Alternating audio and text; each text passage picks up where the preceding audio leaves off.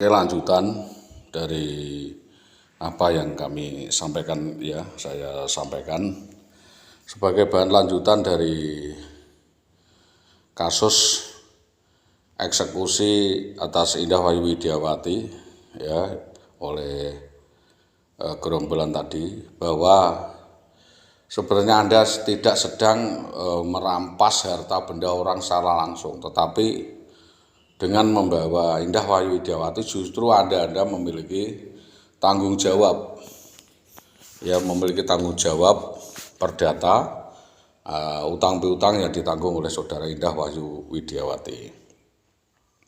Maka berkaitan dengan hal itu pula, kembali saya sampaikan kepada Bapak Kanit Reskrim Polsek Gabus, nanti sebagai pelecut atau sebagai pendulum utama, karena memang TKP yurisdiksinya di wilayah Gabus, maka nanti akan lebih bersalah lagi saya jika menyampaikan ke tempat yang lain. Tetapi kalau yang lain sebagai tembusan mengetahui, itu tentunya tidak salah.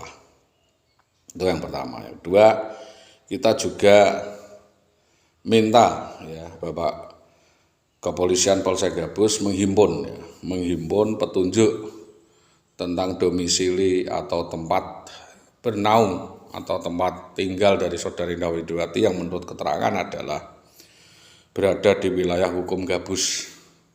Karena hampir sampai dengan hari ini kami tidak tahu asli domisilinya di mana. Hanya yang kami tahu petunjuknya adalah dia ditugaskan di SD 3 Tambak Romo, itu pun di SD 3 Tambak Romo tidak pernah bisa kami temukan, tidak bisa kami ajak komunikasi atau kita temui.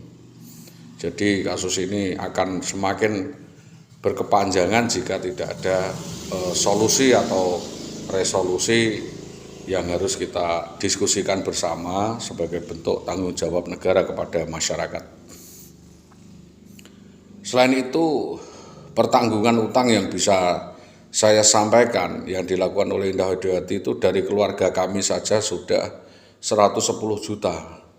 Jadi yang 95 juta talangan dari balik saya, yang lainnya 35 juta, 15 juta dan sebagainya itu dari yang lain.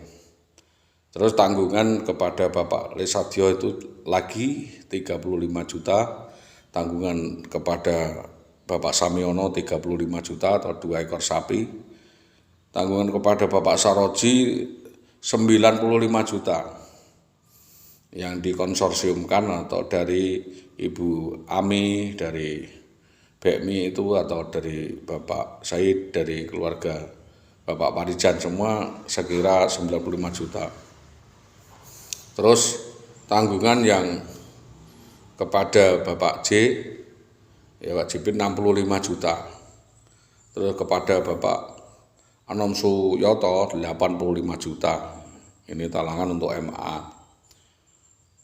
Terus utang lagi ke BKK Pati Kota 40 juta. Dia utang lagi ke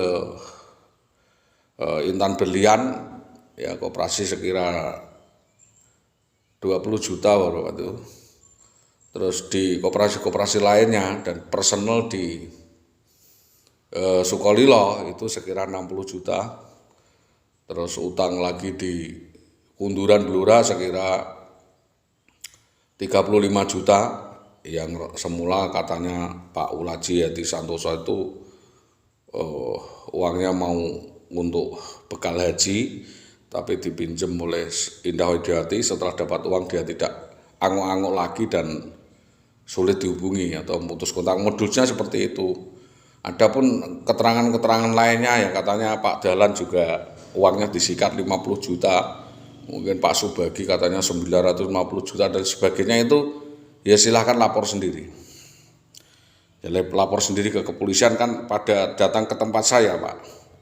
Ada orang Gunung Panti bakul jagung itu 35 juta, ada Bu Suwarni bakul buah itu 95 juta. Jadi gaya hidupnya dan sosialitanya yang sangat tinggi itu menuntut dia mengibuli dan mengibuli. Dan nanti pertanggungan nilainya itu disuruh bayar ke saya semua. Suruh saya yang membayar semua. Padahal dia melakukan kabur dari rumah itu dengan Bambang Permati, oknum anggota polisi yang sudah saya sebutkan di situ. Kalau sekarang dalam tanggungan orang lain ya malah bagus. Nanti kalau ada yang intervensi dan nanggung lagi ya monggo. Itu katanya saudara Jaryo Aryo Singgih siap pasang badan memberi keterangan. Ada lagi itu saudara Subi kami tua Karangkonang juga siap pasang badan. Barangkali pasang badan mau bantu nyaur utangnya Indah ya monggo kan gitu kan. Jadi kalau ada donatur-donatur yang mau membantu, pandangan saya kan wah orang lomo-lomo ini kalau ada masalah dengan Indah yang bantu pasang badan semua termasuk mau nyaur utangnya. Pak Jayus juga mau membantu nanti barangkali ya. Atau dan yang lainnya konsorsium yang dijaring oleh Indah untuk founding atau menalangi dana utangan yang ditanggung kepada ibu saya dan penggelapan terhadap sertifikat tanah milik orang lain. Jadi beberapa sertifikat, lebih dari 20 sertifikat itu digelapkan, yang 12 dari kalangan keluarga, yang lainnya dari orang lain. Tentunya itu petunjuk, kita belum bisa menuangkan di dalam bentuk laporan atau pembuktian karena apa yang saya sampaikan adalah petunjuk atau somasi yang kita arahkan kepada Indah Wahyudawati karena berbagai ragam kejahatannya itu tertutup kabut oleh rekayasa dia membuat statement yang ngaco, ngawur dan membuat persepsi seolah-olah saya yang membuat pernyataan ini adalah seorang ODGJ, dianggap gangguan jiwa atau psikologis dan sebagainya. Tapi saya punya bukti waktu itu. Saya punya bukti, silakan tanya sendiri para korban. Bahkan Bu Adminingsih itu sampai meninggal dunia. Mikir uangnya yang dibawa oleh saudara Indah itu mikir sampai meninggal dunia.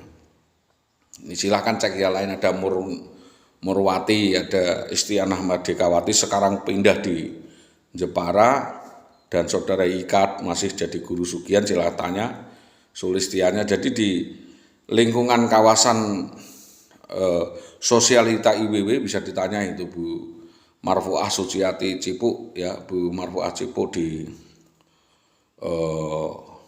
daerah Tambak Romo sana.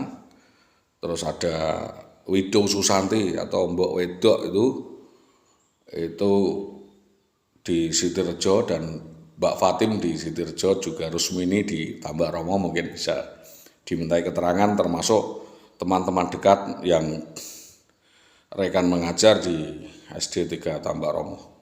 Kalau memang laporan saya ini kurang lengkap atau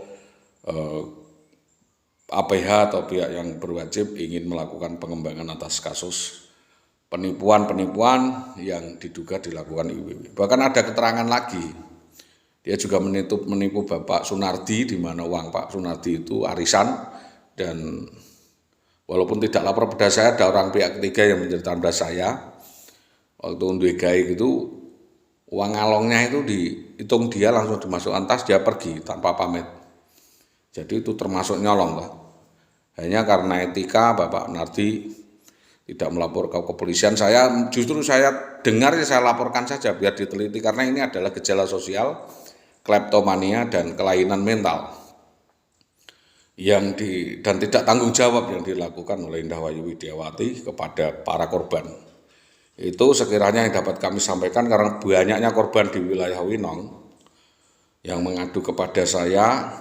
Hanya karena saya bukan kepolisian, saya sampaikan semua kepada kepolisian dengan harapan jika terjadi sesuatu hal yang seperti itu kan sudah ada penanganan pertama, kedua, kalau nanti terulang lagi ya sudah direkomendasikan kepada Dinas Pendidikan bahwa potensi kriminal itu membuat saudara IWW itu tidak patut dijadikan suri teladan sebagai PNS dan SK-nya patut dicurigai, SK-nya surat pengangkatannya dapat ditinjau kembali atau diberhentikan dengan tidak hormat, setelah itu diproses hukum oleh kepolisian. Itu yang dapat kami sampaikan atas kerjasama para pihak, teman-teman intelijen, dari teman-teman wartawan dan semuanya.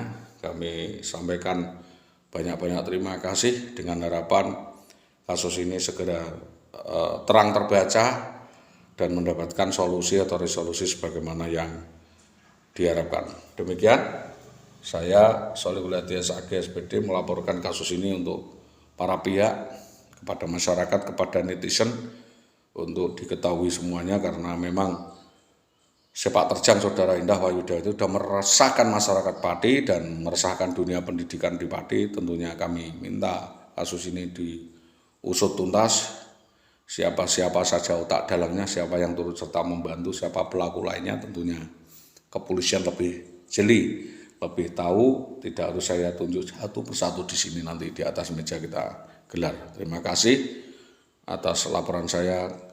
Mudah-mudahan dapat mendapatkan respon yang baik, positif dari kepolisian. Assalamualaikum warahmatullahi wabarakatuh.